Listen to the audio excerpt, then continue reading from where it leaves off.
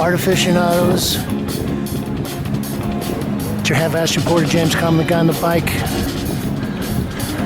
And we are on East 3rd Street. We're gonna run in here to Karma. And we're gonna try to catch a Peter Halley show. Stay tuned.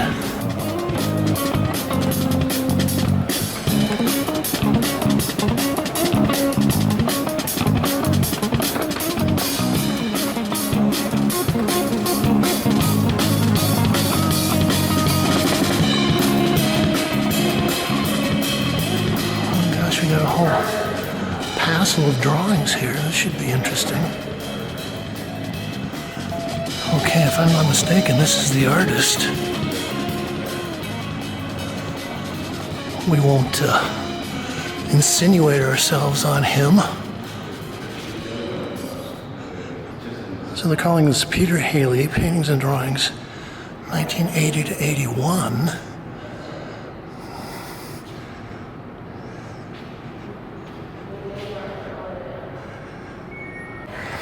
This piece is titled Casas, 1981. Acrylic and phosphorescent acrylic on unprimed canvas. Okay, so that's interesting.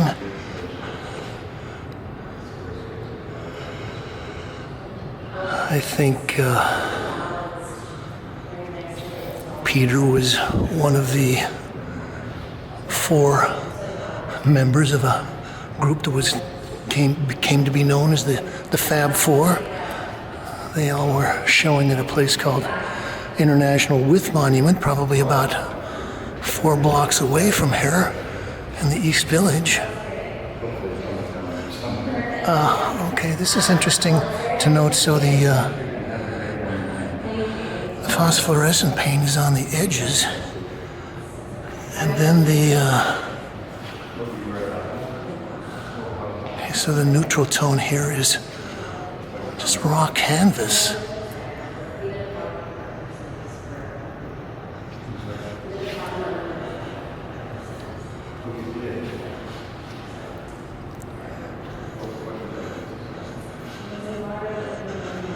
I think there were some very interesting things about what Peter was doing at this time.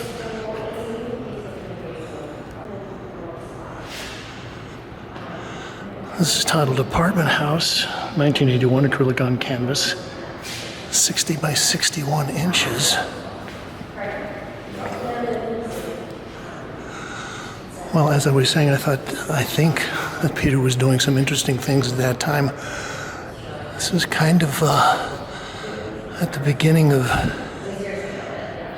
Neo-Expressionism, or maybe New Expressionism was in its early bloom, but at that point, it was still pretty radical to be painting formalist geometric abstraction.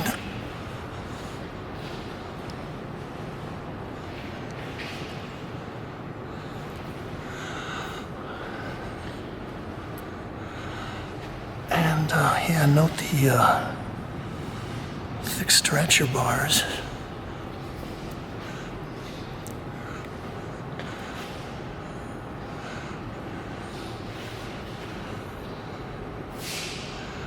I think the other thing that was interesting was that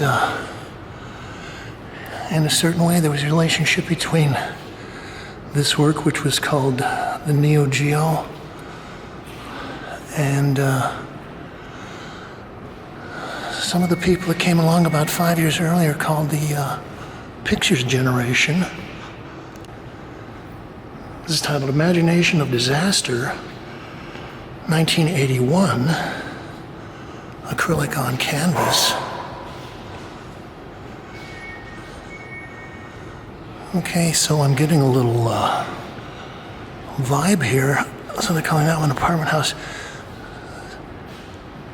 Imagination of Disaster, but I'm thinking that, gosh, a lot of these early pieces kind of have the sense of cinder block walls, some kind of wall.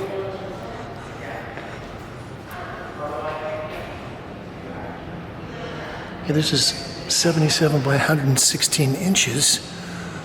So that's roughly 6.5 by almost 10 feet, 9.5 feet.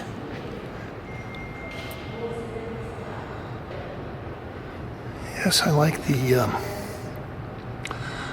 kind of the touch, the almost stained in areas here behind the bricks. I think at some point that Peter kind of distanced himself from the touch, the variegated surface, and went to a more solid color surface. I think at some point I read something that everything was given 3 layers of paint, something like that, which kind of closes out your surface. Gives everything more of an enamel type of finish.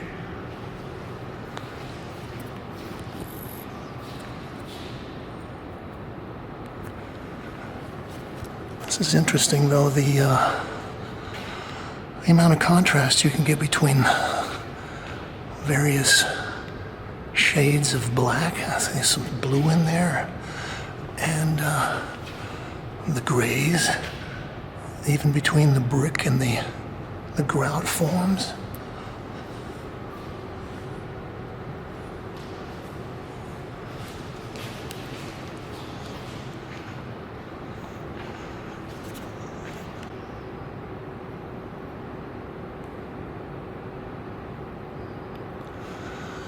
The Prison of History, 1981, acrylic on canvas, 63 by 77 inches. Well, I was talking about the subtlety that you get in all these shades of grays, dark blacks, and well, I would say that Peter must have been influenced to a certain degree by Ad Reinhardt, maybe all of our favorite hyper-formalist. Peter Halley Paintings and Drawings, 1980-81, brings together for the first time an extensive group of Halley's works from his formative years, 1980 to 81. This period of rapid development began when Halley returned to his native New York following 5 years in New Orleans. It was during this time that he began to articulate the visual and critical language that would define his mature work. Returning to the city of his childhood in the early 1980s, Halley moved into a loft studio in the East Village. He initially experienced a sense of alienation and isolation that many felt in the early 1980s as Ronald Reagan's conservative agenda dominated national politics, and New York struggled to emerge from a fiscal crisis of the 1970s. Halley described these dark, sardonic works as influenced by the then much-discussed late paintings of Philip Guston, as well as by the dry existential humor of playwright Samuel Beckett.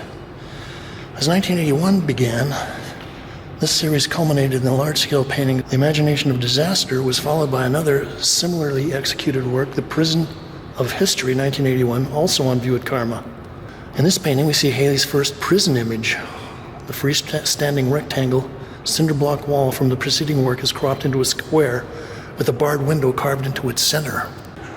I asked Peter if he would like to talk for a moment. He said that he was a little tired and I think he's maybe bashful, but well, I tried. And at least we got some pictures of his back.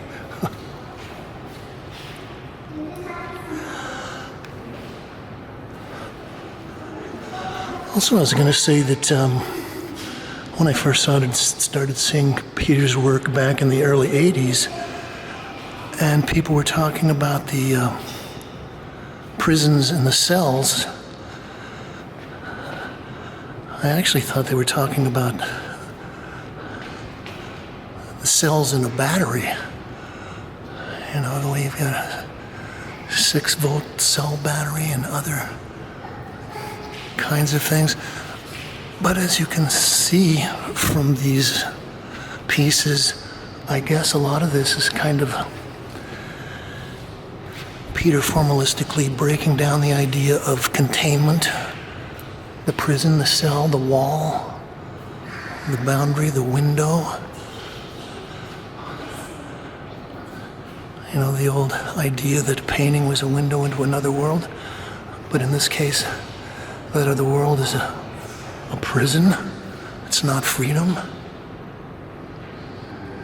This is titled The Big Jail, 1981. Acrylic and Rolotex on canvas, 72 by 72. Okay, so this is one of the early uses of the Rolotex. I know that I was talking about the layers of paint and how Peter kind of stopped using the open canvas, but the Rolotex became a big part of the work. And it does make the color read differently.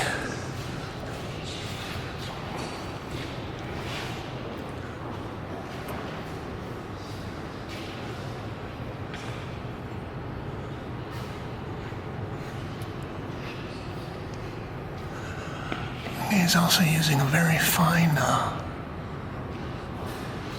canvas, almost like muslin. Okay, we're going to look at the drawings.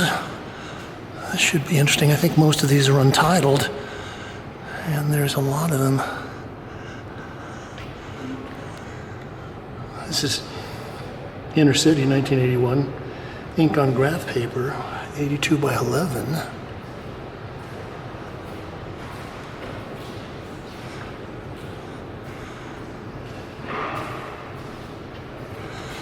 It's untitled.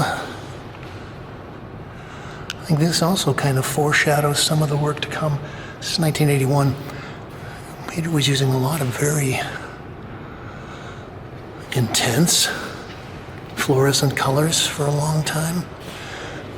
But if you were to look at this show, you wouldn't think that it was going to go in that direction. The New City, Cars on the Road, Airplane Travel, 8 by 11. I think this one is probably titled Casas.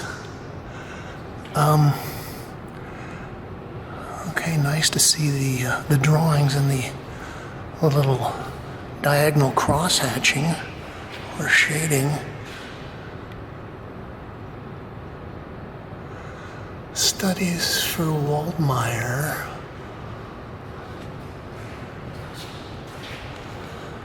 This just looks like little felt tip fountain pens. Felt tip pen. More prisons.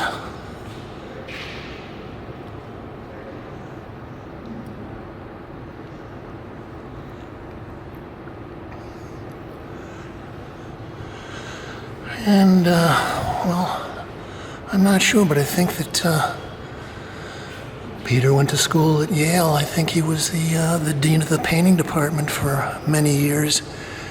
And, well, the notable part of that is that Joseph Albers taught at Yale for a long time and kind of established a school of formalist design there.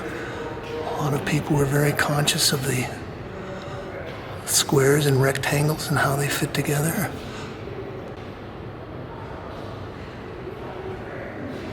This is untitled, 1981.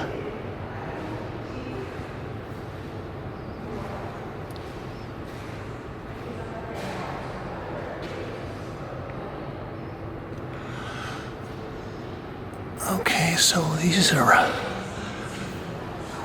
studies for this series of paintings. I always love to see how artists kind of develop an idea and then convert a drawing into a painting or something else. I think these are all 17 by 22 inches. And I would assume this is probably called two walls. I also wouldn't be surprised to see that Peter might have even taken some architecture courses. He's got kind of an architect's script, and his use of the various patterns to distinguish areas is kind of architectural. And these are, I guess, kind of studies of sides of buildings, maybe. So this is untitled, ink on graph paper, 17 by 22 inches.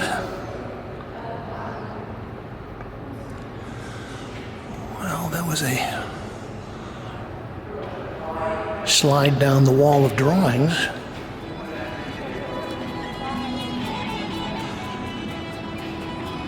James Kalm reporting on Peter Halley, Paintings and Drawings, 1980 to 81, at Carmel, New York, 22 East 22nd Street.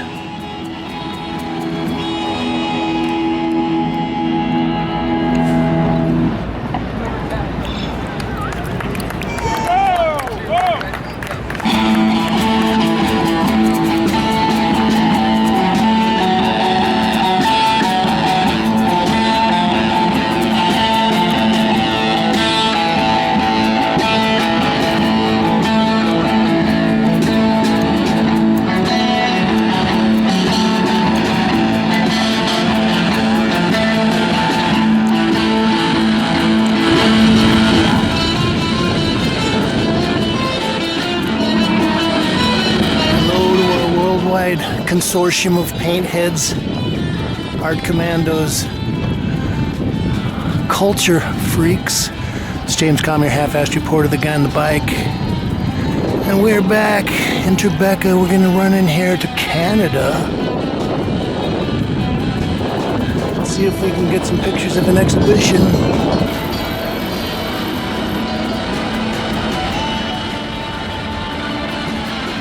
Special shout out to our viewers in Seattle, Belgium, and West Ireland.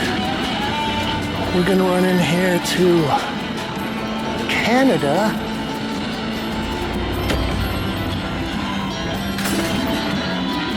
And we're gonna look at an exhibition by Denzil Hurley. We painted is to have lived through feeling. All right, we're in luck today because we've got Wallace Whitney is going to give us a little quick explication of the show. Okay, and so the title is To be pained is to live through feeling. To be painted is to live through feeling. Okay. A quote from the artist himself in one of his painting notebooks. The show features almost 30 years worth of work. No kidding. Starting from the early 90s up till the very present. Denzel is an artist who was born in Barbados in 1949 and spent a lot of his career in Seattle, teaching at the University of Washington. Seattle. Yeah.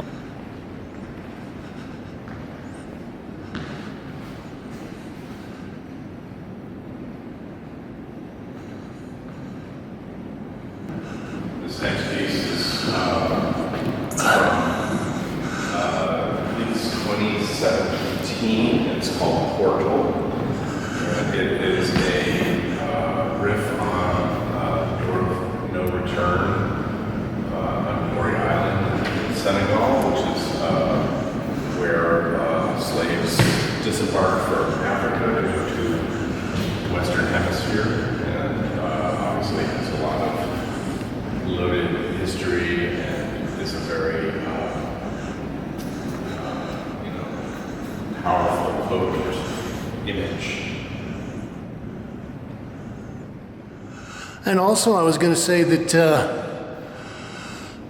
Denzel is quite a formalist, and in a certain way, this relates to John McCracken, one of the light and space painters who would do the slabs.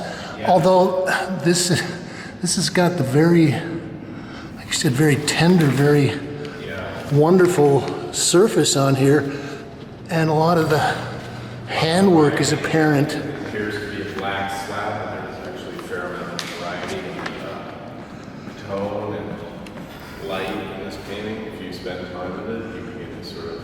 Yeah, no, you can start to see the blue things coming through and some violet things and... variety in the paint.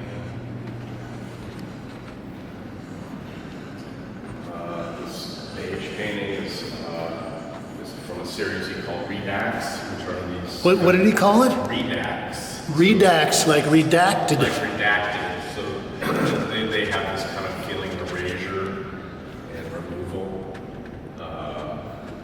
Again, a heavily worked surface with things emerging and falling back, but there's also kind of an optical quality. Some of these reddish brown shapes kind of seem to hover above the surface of the canvas, which is a feature of being sanded and repainted and sanded again. So it's a heavily worked surface, and you're just able to sort of get a lot of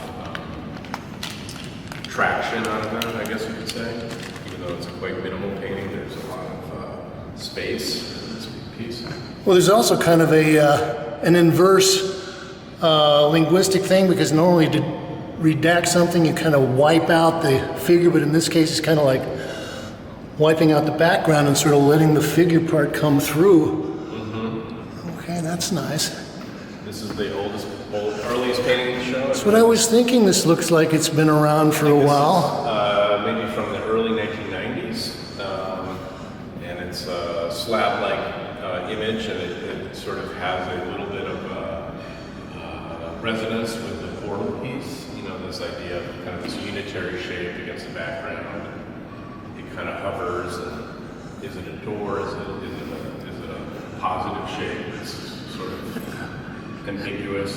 And this is on a piece of board. It's on a wood panel, oil paint again. A lot of chunkiness, a lot of... Yes, chunky.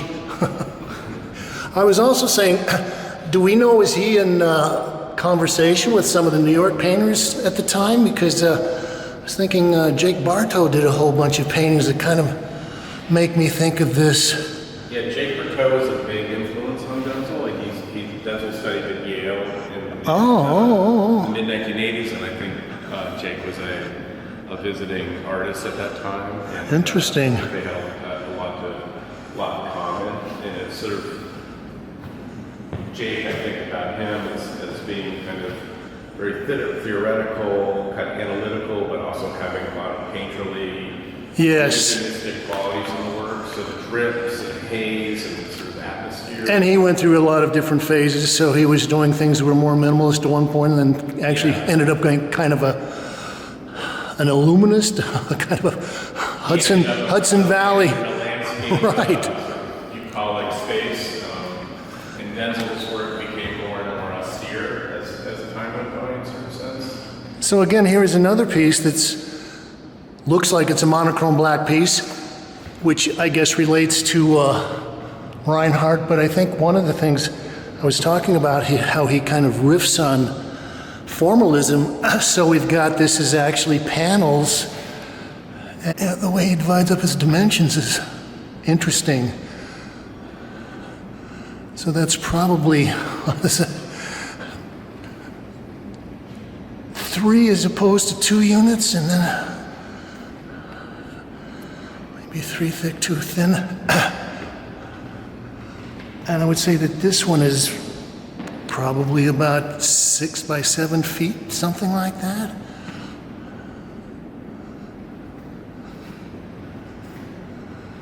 Okay. The dot paintings.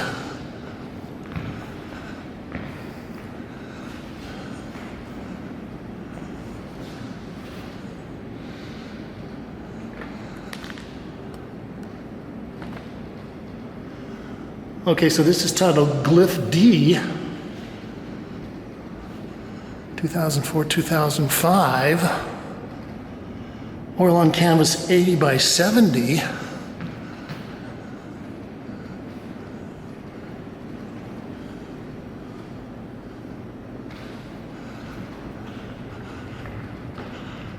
Yeah, again, you really can't appreciate these unless you get up close and look at the surface and note the way that this has been worked, sanded, polished. So we get a little grating light on there, you can see that. You know, we're talking about the colors in some of the dark monochrome pieces, but I'm looking at these little dots, and from a distance one would look at them and go, oh gee, they're just brown or something, but I get up a little closer and I'm seeing blues and greens and all kinds of things in there.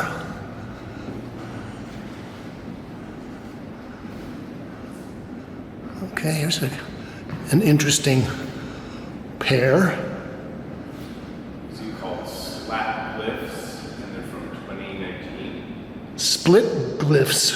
Split, okay. That's what it says here. Okay, it should be slat glyphs. Okay. We have a mistake on it.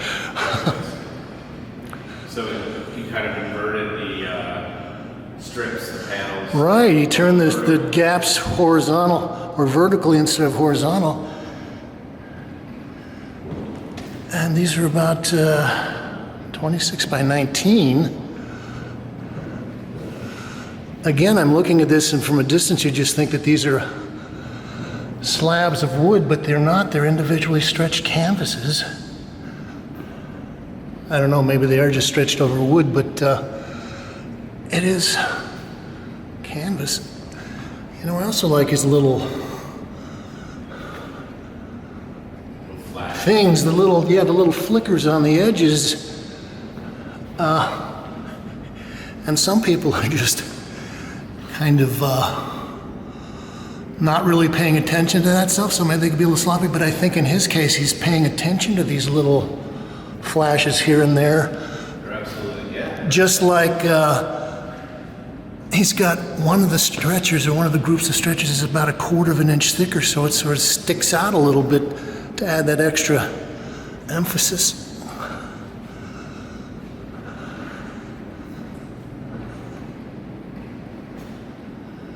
Okay, another dot piece.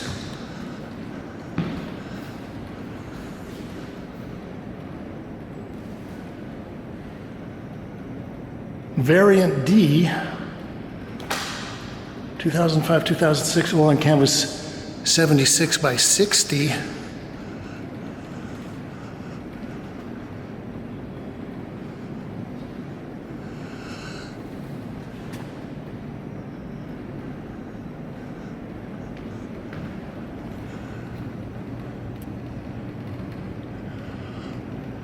So how long was he out in Seattle?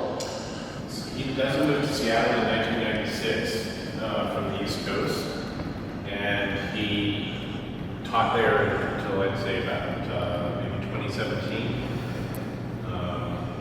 where he was very invested with students and also became a studio practice, obviously. And I think in some ways underknown as a painter because he didn't necessarily show very much during his lifetime. So we're trying to correct that here. Good. Show some of his work. We like the program here at Canada, and I like most of the painters. Okay, now this is part of the series of work that really stuck with me, and I remember kind of the frames, but the parts with the I don't know what you call this, the support stick.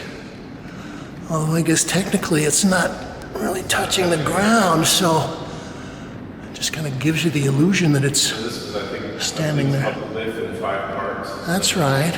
There's 4 of these linen panels that he attached together in yellow, an open center, and then a found stick that he attached to the bottom.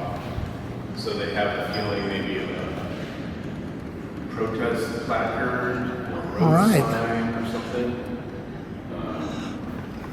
Kind of using some of the language of minimalism, but then the language takes you to another space of utility or workmanship or craft. You finding something and attaching it to a painting shifts the meaning. That's right, and the whole idea of what a stretcher bar is, what a stretcher bar is supposed to do, how do you respond to a regular painting that's, on a stretcher bar as opposed to something where you actually use that structure to create something else or even an allusion to itself. Because, the ironic part is it's like the stretcher bars look like they're the underside of a stretcher bar. You could stretch another canvas over the top of those. That's right, and the shadows and everything else. The gallery space in a certain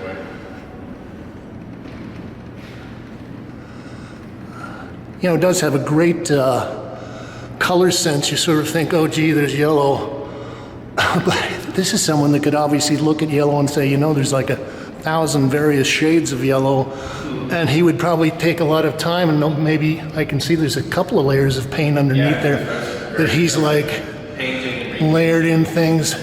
Yes. He was really engaged in sort of transit and activity in the studio and sort of experimentation and sort of construction pieces. Okay, so this piece is 98 by 40 by 2 3/4 inches. The other thing I was thinking, I'm looking at kind of thinking of a basketball standard. If you had a hoop on the front there, you could go in and do a slam dunk.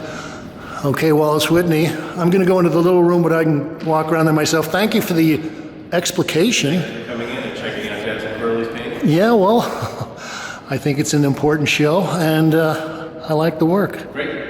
Thank you. Bye.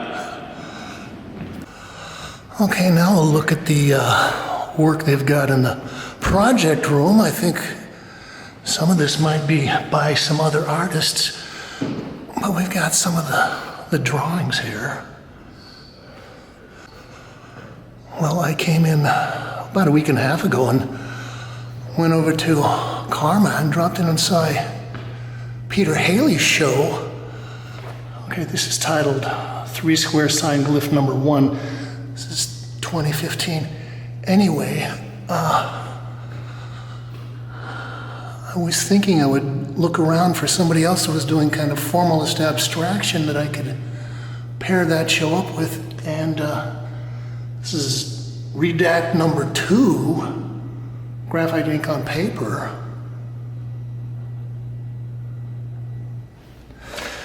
And while I was pedaling through Tribeca the other day and peeked in here the other night, and I saw the Denzel show and said this would be perfect. This is Stack Glyph number 1, 2015. Again, these are very nice, simple, but bold. Portal and the deep blue number 1.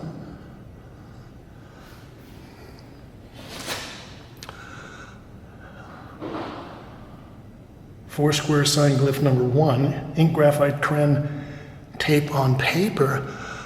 Okay, I like this. It looks like it was torn out of his little pocket notebook or something.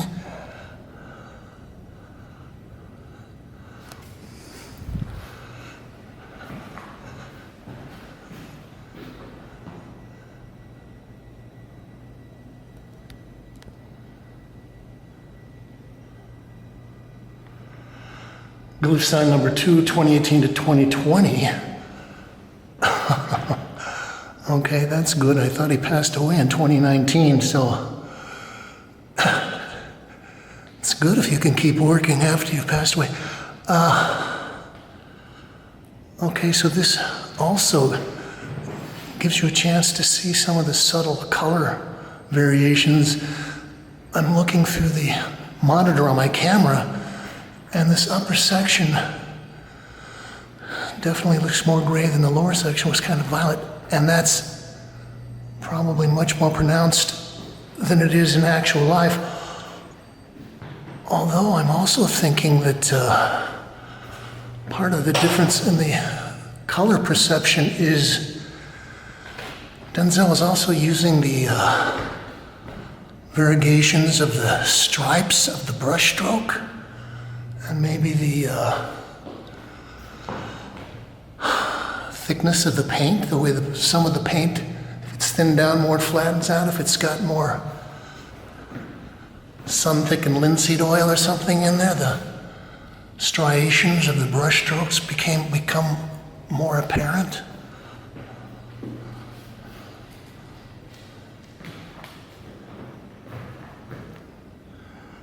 This is titled, this is by Nikita Gale. It's titled Runner 9, 2021, Aluminum Concrete Terry Cloth. 61 by 38 by 35 inches.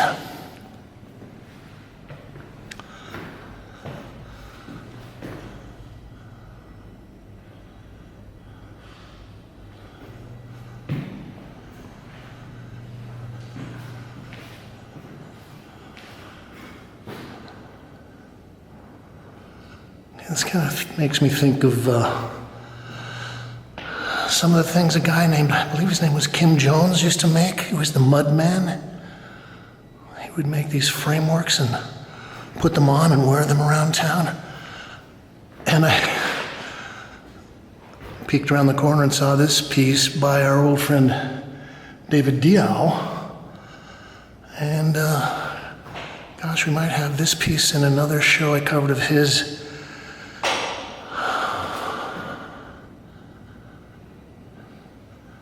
Postmaster. Reitveld's Berlin chair parts on 3-color ground vertical, 2021 acrylic on canvas, 54 by 66.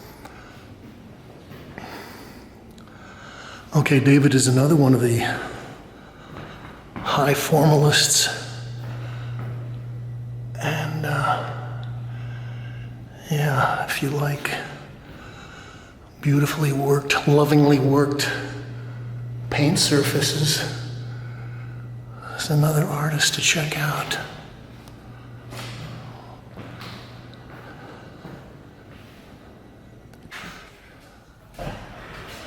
Well, we schnurred Wallace and got him to let us into the ancillary space across the street, so we'll take a look at this as well. Okay, so this is a group show. Is in the context for Denzil Hurley, Canada, and I can't see, curated by Melissa Feldman. So these are some of the artists that they're saying were influenced by or do work that is related to what Denzel was doing. This is by Cesar Paternoster. Punku. It's like some kind of big Latin here. This is acrylic emulsion and marble powder on canvas. And again, we've got our little slot in there.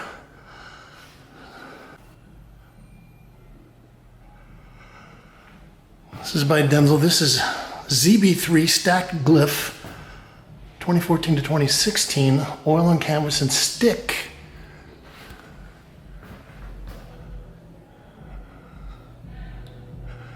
Okay, so here's another one of the beautiful monochromes. He's kind of combined a couple of things. One of them is his stackings and the proportions. Gosh, we went to saw a Paul Mogensen show, I guess, maybe a month and a half ago, and he was dealing with things that dealt with proportions. And Denzel is also kind of thinking about those kinds of things.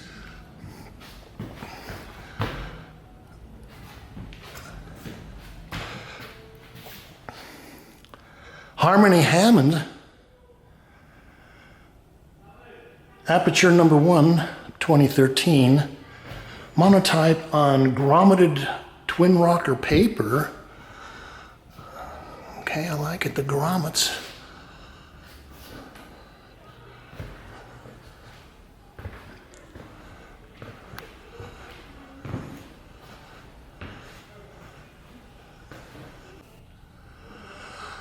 Okay, viewers, if you've been watching the Kalm report of some of the rough cuts, you should be able to recognize this artist.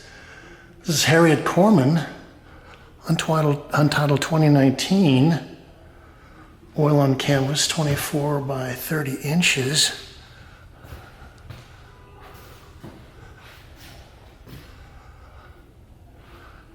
Actually, this is kind of nice. We get a little medley of some of the more formalist local painters. James Little. Okay, another favorite of the Kalm report. I've known James for probably about 20 years. I think I first bumped into him out in Williamsburg, and he was showing with Thornton Willis at the Sideshow Gallery, and I've just followed his work since then. And he was in the Whitney Biennial last time around, so I was very proud to see that one of the Williamsburg painters finally made the cut. And yeah, he's a great painter. I was joking with him. It's like, it's got to be a lot of time with masking tape and razor blades spent on some of these. This one is titled Plebeian Math 2022 Oil on Linen, 38 by 46.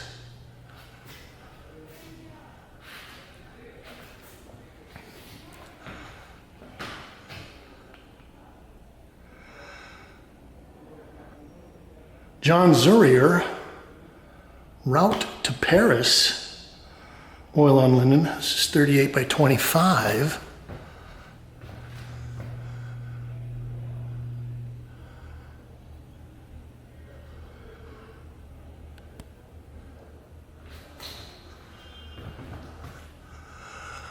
Okay, and another very reductive abstraction. But again, we got our two little dots in there to let you know this all wasn't totally machine made, planned out.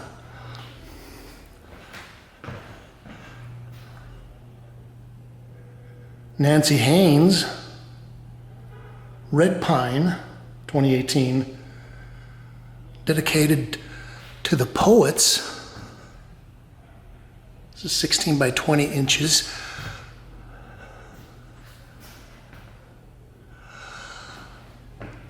Well, as I've said, I'm a big fan of Ad Reinhardt, and well, you could hardly get into doing any kind of monochromes without somehow bumping into him and paying homage to him. And that's kind of a nice riff. The gray gradient there. Okay, we'll step in and see the last couple of pieces here.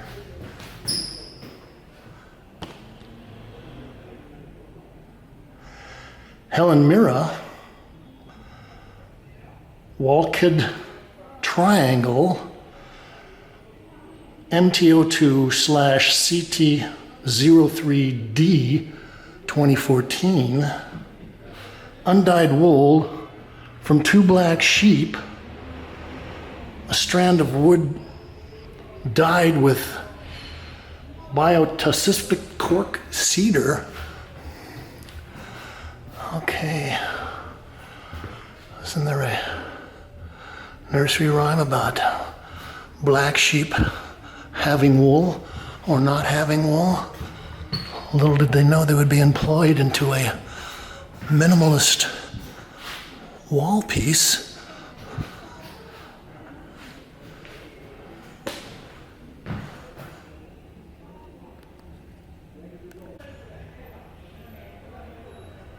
This is Denzel. ZF1 Glyph A, 2014-2015. Oil on canvas and green metal architecture.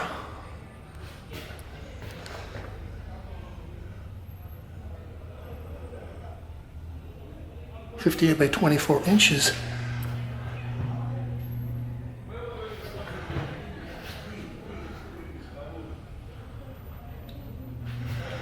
Okay, so think part of the appeal about the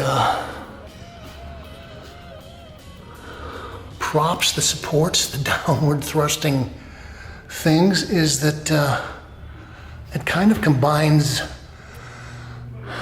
the canvas, the artifact, the artistic creation with something ready-made. Well, it's not a brand new ready-made. They have their own signs of use and their place in the world. And that kind of contrast makes it even more interesting. So this has been James Kalm reporting on to be painted is to have lived through feeling, and is and isn't a context for Denzil Hurley, created by Melissa E. Feldman here at Canada. You can like this, share, link it up to all your social media sites, and you can subscribe. And you can leave your thoughts, ideas, comments, criticisms, reviews, and suggestions below. We only ask you to say, thank you, Kate. Thank you, Simpleton. Simpleton.